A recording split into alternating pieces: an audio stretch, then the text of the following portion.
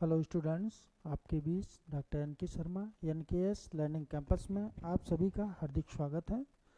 मित्रों, जैसा कि आप लोग देख रहे होंगे कि प्रयागराज में महाकुंभ की वजह से आवागमन इतना बढ़ गया है जिससे कि क्लासें टाइमली नहीं हो पा रही हैं। बहुत सी समस्या आ रही हैं। काफ़ी टीचर्स मेरे हैं जो वो भी टाइमली क्लासें नहीं हो पा रही। कारण यही रहा क्योंकि आने जाने के रास्ते बिल्कुल बंद से हो चुके हैं और ये अभी 2-4 दिन और रहेगा। फिर इसके बाद रेगुलर टाइमली क्लासें होंगी।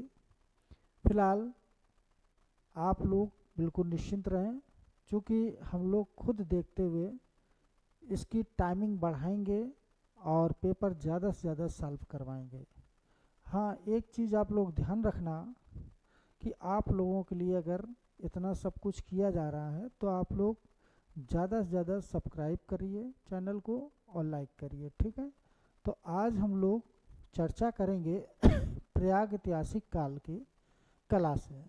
चूँकि हमने लोगों ने सिलेबस तो बता दिया था, मैंने सिलेबस पूरा आपको बताया और सिलेबस के बाद आज मेरा जो पहला टॉपिक बनता है प्रयाग ऐतिहासिक कला की, उसी से हम लोग स्टार्टिंग करेंगे।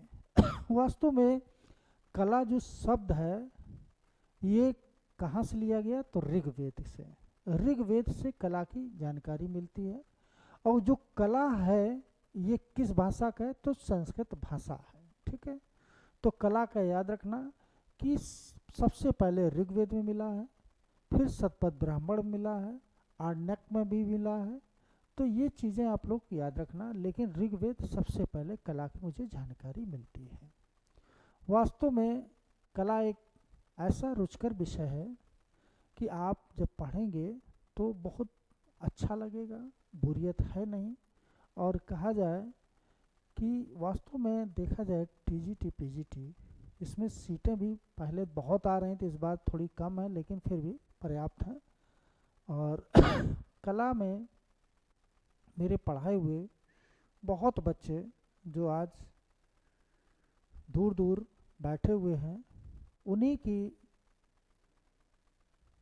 कहने पर, उन्हीं की सोच पर हमने लोगों ने ऑनलाइन वाला एक सिस्टम चालू किया है कि जिससे कि बहुत दूर बैठे लोग हैं उनकी हम हेल्प कर सकें। क्योंकि ये संभव नहीं है कि पास में आकर यहाँ क्लास ले पाएँ, तो इस वजह से मैंने ऐसा किया है, ठीक है। तो आप लोग बिल्कुल निश्चिंत रहें, आप लोगों को बहुत अच्छा होने वाला है और इस बार सिलेक्शन आप लोग लीजिए, ठीक है। और आज क्लास कई दिन बाद हो पा रही है क्योंकि काफ़ी समस्याएं आ गई थी। और आज हम लोग चर्चा करेंगे यूनिट फर्स्ट यानी कि प्राग ऐतिहासिक काल से। और इसमें हम पूरे पेपर करवाते हैं आपको। पहले हम लोग देखते हैं क्वेश्चन नंबर पहला दिया है कि प्रयाग ऐतिहासिक कला का अर्थ क्या है। देखो यहाँ पर दिया है कि प्रयाग ऐतिहासिक कला का अर्थ क्या है, ठीक।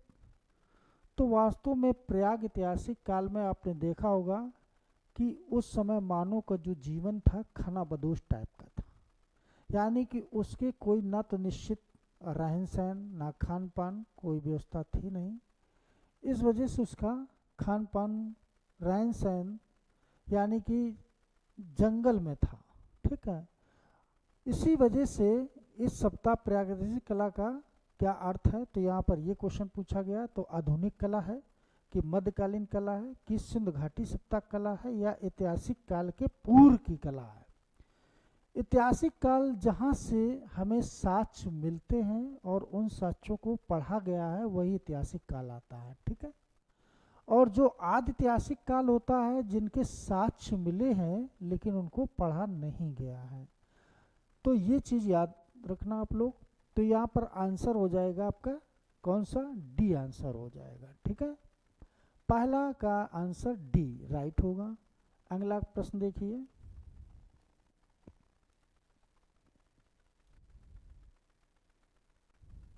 अगला प्रश्न है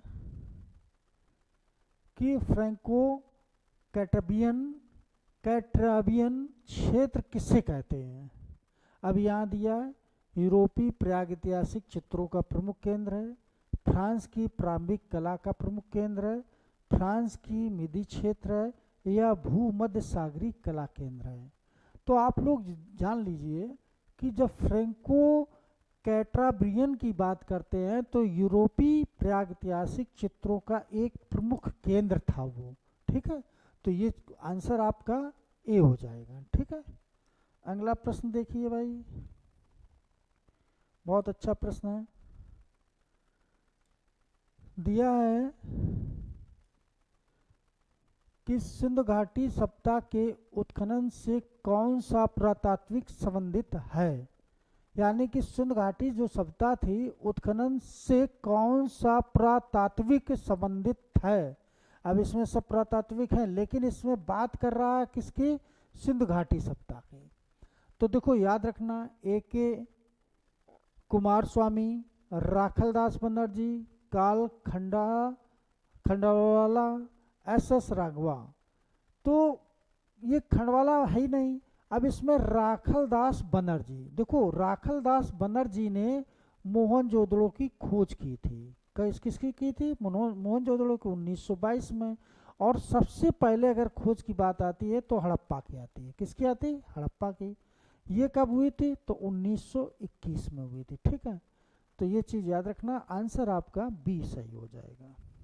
अगला प्रश्न देखिए, दिया है प्रयाग ऐतिहासिक चित्रों का धरातल क्या है।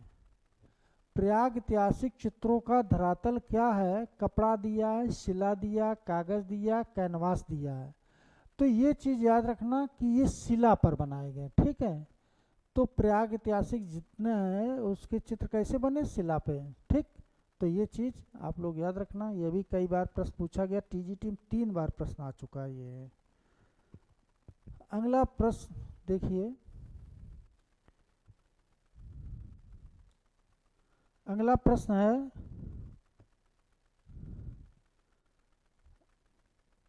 अगला प्रश्न दिया है प्रयाग ऐतिहासिक शिक्षा चित्रों का विषय क्या है। शिक्षा चित्रों का विषय क्या है। आर्डेट है, पशुपक्षी है, युद्ध है या उपरोक्त में से सभी। देखो ये आर्डेट नहीं है, आखेट होगा। ठीक है, आखेट, पशुपक्षी, युद्ध, उपरोक्त सभी। तो उस समय प्रयाग ऐतिहासिक ये सारी चीजें मिल रही हैं। ठीक है, आखेट भी करते थे, पशुपक्षी की शिकार करते थे, युद्ध भी करते थे यानी कि मारते थे, और इसके बाद उपरोक्त में से सभी चीजें ये आपको मिल रही हैं। तो आंसर आपका डी हो जाएगा। ठीक है, अगला प्रश्न देखिए भाई,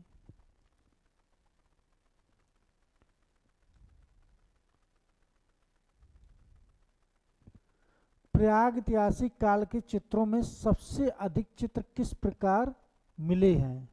ठीक है, किस प्रकार के चित्र सबसे अधिक मिले हैं। तो देखो पशुओं के चित्र, आखेट के चित्र, मनुष्यों के चित्र, औजारों के चित्र। तो सबसे ज्यादा जो चित्र मिले हैं प्रयाग ऐतिहासिक काल की बात करेंगे तो आखेट से संबंधित चित्र मिले थे, यानी कि शिकार करते हुए जो चित्र मिले हैं प्रयाग ऐतिहासिक काल में सबसे ज्यादा वही मिले हैं। ठीक है, तो ये चीज याद रखना। अगला प्रश्न है, प्रयाग ऐतिहासिक चित्र प्रधानता किस विषय से संबंधित हैं। धर्म से संबंधित, आखेट से, युद्ध से, प्राकृतिक से। तो आखेट से होंगे। कैसे हैं, प्रधानता यानी कि ज्यादातर कैसे मिले हैं, तो याद रखना आखेट यानी कि शिकार करते हुए। ठीक, ये वाले चित्र मिले। अगला प्रश्न देखिए, और यहीं से प्रश्न ज्यादा लोग गलत कर रहे हैं। एक चीज और आप जान लीजिए, कला में सबसे ज्यादा प्रश्न यहीं से लोग गलत करते हैं। ठीक है, तो हमने सोचा कि पहली यूनिट प्रयाग ऐतिहासिक काल से ही चालू किया जाए। तो प्रयाग ऐतिहासिक चित्र समानता निर्मित किए गए हैं। अब दिया है तेल जो है पेस्टल्स से या जल रंग से या स्याही से या गेरुआ व चारकोल से। तो याद रखना कि गेरुआ और चारकोल से ही ये तैयार करते थे। लगभग चित्र इसी टाइप के मिले हैं, इन्हीं से तैयार करे हुए। ठीक है, तो ये प्रश्न आप लोग ध्यान देना इसको। बहुत अच्छा प्रश्न दिया है ये, और ये प्रश्न पिछले बार पीजीटी में आया भी है और अच्छा प्रश्न है। देखिए इसको, कथन और कारण का है। दिया है मध्य प्रदेश में प्रयाग ऐतिहासिक चित्रों की अधिकतर संख्या प्राप्त होती है, मतलब ज़्यादा संख्या प्राप्त होती है। प्रयाग ऐतिहासिक काल में व्यक्ति इस क्षेत्र में रहना पसंद करते थे। तो देखो ये तो सही है, लेकिन ये गलत है। ऐसा नहीं कि इसी जगह रहना पसंद करते हो। तो इसमें आंसर ए सही है और जो सेकंड है वो असत्य है। देखो एक चीज़ आप लोगों को बता दें, जो कथन कारण होते हैं सबसे आसान प्रश्न होते हैं। जैसे एक चीज़ हम बता दें आपको, जैसे ए और बी, यानी कि ये हो गया आपका कथन और कारण आपका क्या हो गया, बी हो गया। तो कथन और कारण ये आर हो गया। जब दोनों सही होते हैं तो आंसर ए होगा। अब दोनों सही है, अगर सही दोनों है और व्याख्या ना करें, अगर व्याख्या ना करें तब आंसर आपका बी होगा। अगर कथन सही है और कारण गलत है तो आंसर सी होगा। और अगर कथन सही है कारण गलत है तो आंसर सी, और कारण गलत है कथन सही है तो आंसर डी। ये आप लोग याद रखना। इस तरीके के अगर प्रश्न पूछे जाएं तो आप ये ट्रिक को याद रखना, और ये ट्रिक से फिर क्वेश्चन गलत नहीं होंगे। ठीक है, अगला प्रश्न देखिए। दिया है यूरोपीय प्रयाग ऐतिहासिक चित्रों के प्रमुख केंद्र कहाँ पर स्थित हैं। यूनान मेसोपोटामिया में, उत्तर फ्रांस इंग्लैंड में, उत्तरी स्पेन दक्षिणी फ्रांस में, इटली फ्रांस में। तो याद रखना कि यूरोपीय जो है प्रयाग ऐतिहासिक चित्रों का जो प्रमुख केंद्र था वो उत्तरी स्पेन और दक्षिणी फ्रांस था। ठीक है, तो आंसर आपका सी ये सही होगा। ठीक है, ये प्रश्न कम से कम 10 बार आ चुका है। ठीक है, तो ये याद रखना। अगला प्रश्न देखिए, बहुत इम्पॉर्टेंट प्रश्न जो कि कई बार पूछा जा चुका है। दजला फरात नदियों के दोआब में पनपी सभ्यता क्या कहलाती है। तो मिस्र की सभ्यता, यूनान की सभ्यता, मेसोपोटामिया की सभ्यता, पाकिस्तान की सभ्यता। अगर दजला फरात की बात हम करेंगे तो कौन से है हो जाएगा, मेसोपोटामिया की सभ्यता पूछा है। ठीक है, तो मेसोपोटामिया हो जाएगा। ठीक, अगला प्रश्न देखिए। बस आप लोग एक काम करते रहिए कि पेपर ज़्यादा से ज़्यादा आप लोग सॉल्व करिए। वास्तव में आप फिर खुद देखेंगे कि प्रश्न आपके गलत होने की संभावना बहुत कम रहेगी। जैसे मेसोपोटामिया की सभ्यता किस देश की है, अब पाकिस्तान दिया है, ईरान दिया, अफगानिस्तान दिया, इराक दिया, तो इराक की है। कहाँ की है, तो इराक की है। ठीक है, अगला प्रश्न देखिए। दिया है सिलेंडर सील, दिया है सिलेंडर सील का संबंध निम्न में से किस कला से है। बहुत अच्छा, मिस्र की कला है, मेसोपोटामिया कला है, भारतीय कला है, ईरान की। तो याद रखना सिलेंडर यानी कि गैस का सिलेंडर वो कहाँ का है, मेसोपोटामिया। बस याद रखना गैस का सिलेंडर मेसोपोटामिया। तो सिलेंडर अब याद रहेगा, तो सिलेंडर सील। ठीक, तो ये चीज़ याद रखना। कुछ कुछ ट्रिकें भी बना के याद करिए जिससे कि आप लोग भूलें ना। ठीक है, क्योंकि कोई भी विषय भूलने की आप लोगों ने देखा होगा, उनकी यानी कि याददाश्त ज़्यादा बढ़ाई जा सकती है जो ट्रिकी का पालन कर रहे हैं, कुछ किसी से जोड़ कर अगर पढ़ रहे हैं। और दूसरी चीज़ कि रिवीजन आप जितना करेंगे, कोई भी विषय हो, अगर रिवीजन जितना करेंगे उतना आपके लिए लाभदायक होगा। जैसे बहुत लोग क्या है, एक बार पढ़ लिया बाद में रख दिया, एग्ज़ाम समय वो चीज़ फिर रिवाइज करते नहीं। आप कम से कम एग्ज़ाम के समय तक 3 से 4 बार रिवीजन करिए, फिर क्वेश्चन गलत नहीं होगा। नील नदी की घाटी में पनपी सभ्यता कौन सी है। तो नील नदी के विषय में तो आप जानते होंगे, ये विश्व की सबसे बड़ी नदी है। कौन सी है, सबसे बड़ी नदी यही है। ठीक, अगर देखा जाए नील नदी और अमेजन, ये बड़ी नदियां हैं। बहाव की दृष्टि से अमेजन हो जाए, वैसे देखा जाए नील नदी। तो यहाँ दिया है सिंध सभ्यता, दिया है चीनी सभ्यता, दिया मिस्र की सभ्यता, दिया मेसोपोटामिया। तो मिस्र, नील नदी मिस्र यानी कि वहाँ का वरदान कहा जाता है। ठीक है, तो ये चीज़ है। अगला क्वेश्चन बहुत अच्छा क्वेश्चन है, दिया है देखो तूतन खामेन का संबंध निम्न में से किस देश से है? तो यहाँ दिया है मेसोपोटामिया, बगदाद, इटली, मिस्र। तो इसका भी याद रखना कि मेसोपोटामिया से संबंध है। तूतन खामेन का संबंध मेसोपोटामिया की सभ्यता से है। ठीक है, अगला प्रश्न देखिए, बहुत अच्छा प्रश्न है, यह भी प्रश्न कई बार पूछा जा चुका है। महारानी नेफरेती का संबंध निम्न में से किस काल से है? ओल्ड किंगडम या मिडिल किंगडम या न्यू किंगडम या मॉडर्न किंगडम?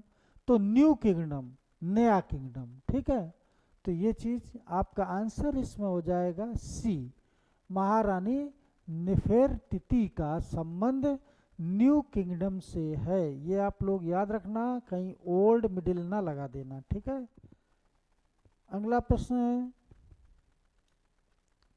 दिया है कि सुमेरियन सभ्यता किस नदी के तट पर विकसित हुई है?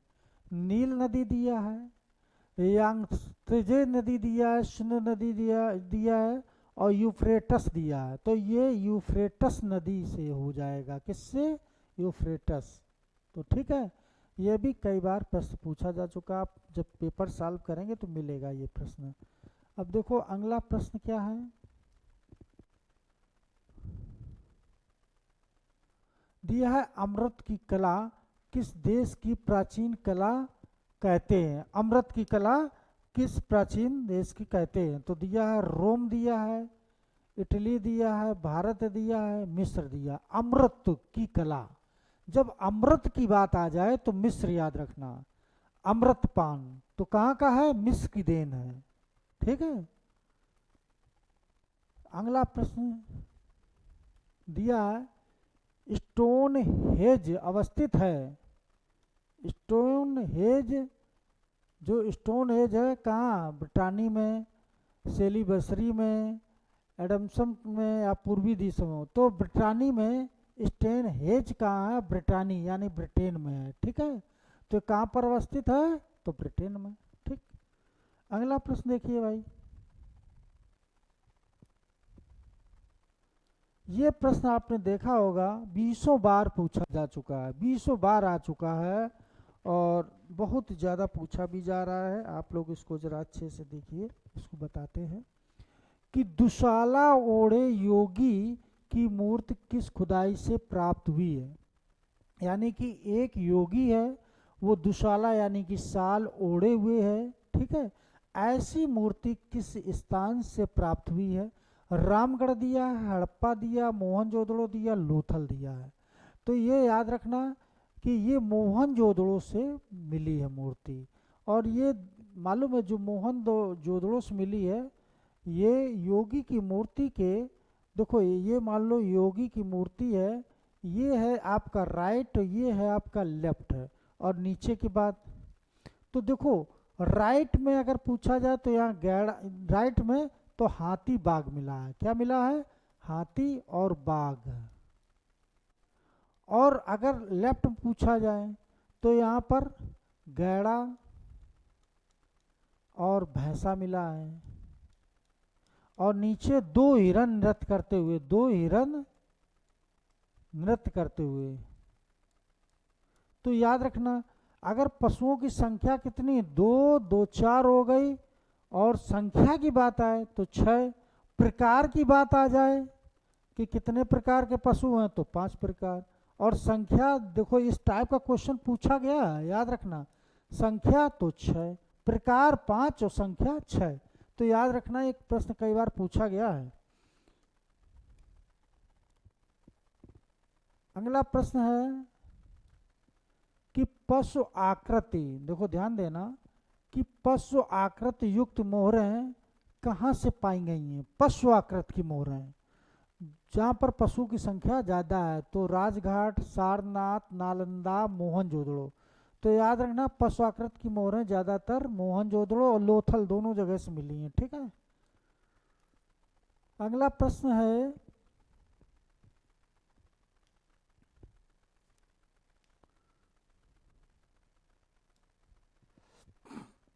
निम्नलिखित में कौन एक नगर हड़प्पा संस्कृत का नहीं है, नहीं था हड़प्पा का? ठीक है। तो लोथल है, कालीबंगा है, बनवाली है, गिरनार है। जो ये तीनों हैं ये तो आपको मालूम है हड़प्पा सप्ताह से हैं। किससे हैं? हड़प्पा सप्ताह से हैं। और जो ये है गिरनार, तो गिरनार ये दक्षिण भारत में है। ठीक। तो ये दक्षिण भारत से हो जाएगा, तो इससे संबंध नहीं है। ठीक। कर्नाटक से है, याद रखना गिरनार। अगला प्रश्न, पुरातात्विक महत्व, देखो ध्यान देना ये भी प्रश्न बहुत पूछा गया है। पुरातात्विक महत्व का स्थल लोथल कहाँ पर स्थित है? लोथल के विषय में मैंने पहले आपसे बताया कि यहाँ से प्रश्न अक्सर पूछा जाता है। या तो लोथल से पूछा जाएगा कि चालाक लोमड़ी के साथ कहाँ से मिले, तो लोथल से मिले। अगर जुता वो क्या नाम चावल के साथ, लोथल से। चालाक लोमड़ी के साथ, लोथल से। अगर दरवाजे खिड़की सड़क की ओर खुलते तो लोथल से। फारस की मोहर कहाँ से मिली? लोथल से। तो लोथल से आप लोग याद रखना। अग्निकुंड के साथ भी लोथल से मिले। ठीक है। तो ये चीज़ें याद रखना। एक बंदरगाह के साथ तो लोथल से मिला है। लोथल जो है गुजरात में स्थित है। कहाँ है? पंजाब दिया है, महाराष्ट्र, गुजरात, मध्य प्रदेश, तो गुजरात में ये स्थित है। और यहाँ से फारस की जब मोहर मिली तो इसके मतलब अंतर्राष्ट्रीय व्यापार उस समय होता था। ठीक है। अगला प्रश्न देखिए, दिया लोथल स्थित है। अब लोथल कहाँ पर स्थित है? फिर वही क्वेश्चन, अफगानिस्तान में, भारत में, चीन में, पाकिस्तान। तो ये भारत में है, भारत यानी कि गुजरात में है। ठीक है। गुजरात में स्थित है। लोथल में पहली बार फारस की मोहर मिली, यानी कि अंतर्राष्ट्रीय व्यापार होता था। ठीक है। अब इसमें एक प्रश्न फिर बना, देखिए, इनमें से कौन असंबद्ध है? कौन सा असंबद्ध है? तो याद रखना मिर्जापुर, सिंघनपुर, भीमबेटका, बाग। देखो ये तीनों तो है प्रयाग ऐतिहासिक से है। किससे है? प्रयाग ऐतिहासिक काल से हो गए। ठीक है। प्रयाग ऐतिहासिक काल से। और बाग जो हो गया ये यानी कि बाघ की गुफाएं हैं, ये बौद्ध काल से हो जाएंगे। ठीक। बौद्ध धर्म जब उस समय, तो ये चीजें हैं। अगला प्रश्न देखिए,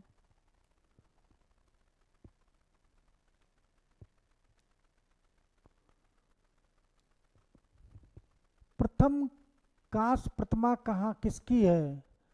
नृत्य गायना की है, योगी के, देवता की है, पशु की है? नृत्य गायना की है। किसकी है? नृत्य गायना की है। तो यह भी प्रश्न कई बार पूछा गया है। ठीक है। अगला प्रश्न देखिए भाई,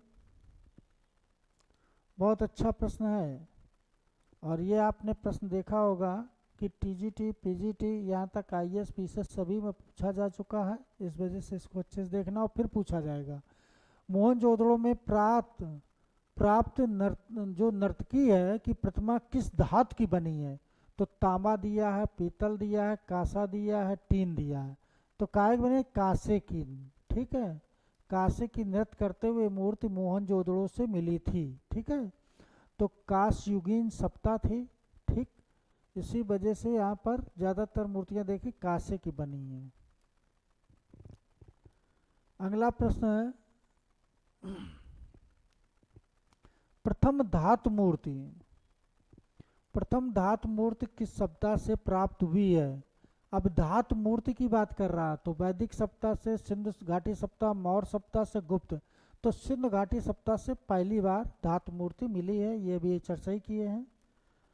अगला प्रश्न बहुत अच्छा प्रश्न है, और ये प्रश्न बहुत लोग गलत किए थे जब पूछा गया टीजीटी में।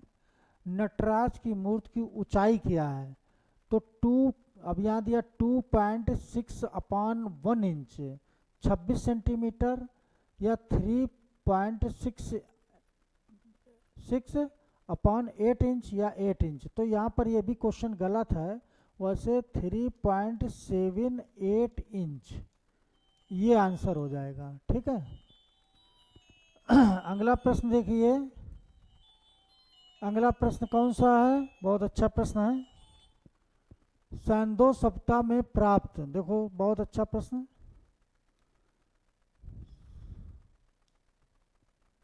सैंदो सप्ताह में प्राप्त पूर्ण परिपक्व प्रमाणिक कितने स्थलों या नगरों की संज्ञा दी जाती है? तो यहाँ पर 2 दिया है, 4 दिया, 6 दिया, 8 दिया। तो 2 नगर मिलते हैं। 2 नगर कौन से? हड़प्पा और मोहनजोदड़ो। कौन कौन से? तो हड़प्पा और मोहनजोदड़ो। ठीक, मोहनजोदड़ो। तो ये 2 नगर मिलते हैं, लेकिन विकसित बाद में 6 नगर हो गए थे। हमका, बचा लो, ये 6 नगर हो गए फिर बाद में। पहले तो 2 थे, बाद में 6, यानी कि हड़प्पा, मोहनजोदड़ो, कालीबंगा, बनवाली, चनोदड़ो, लोथल। ठीक है। तो ये है आज के प्रश्न। और आप लोग जुड़े रहिए भाई, मेहनत करिए खूब ज़बरदस्त, और पेपर आप लोग ज़्यादा से ज़्यादा सॉल्व करिए। अगर पेपर आप ज़्यादा से ज़्यादा सॉल्व करेंगे तो क्वेश्चन गलत कम होंगे। और जो लोग पेपर सॉल्व नहीं कर रहे हैं, खूब वो मेहनत करते, दिन रात लगे रहते हैं, लेकिन उनकी समस्या एक रहती है कि आता हुआ क्वेश्चन गलत कर देते हैं। तो हमेशा ध्यान रखो कि पेपर आप ज़्यादा से ज़्यादा सॉल्व करो। ठीक है। तो मिलते हैं हम लोग पुनः फिर अगली क्लास में। और थोड़ी सी अभी ज़रूर समस्याएं हो रही हैं, क्योंकि महाकुंभ का जो आयोजन हुआ है, इसमें इतना ट्रैफिक बढ़ गया है कि पूछो मत। ठीक है। तो आप लोग बिल्कुल चिंता ना करें, कल फिर क्लास आपको मिलेगी। अभी एक क्लास मिलेगी अभी थोड़ी देर में। ठीक है। तो आप लोग बिल्कुल निश्चिंत रहें। ठीक।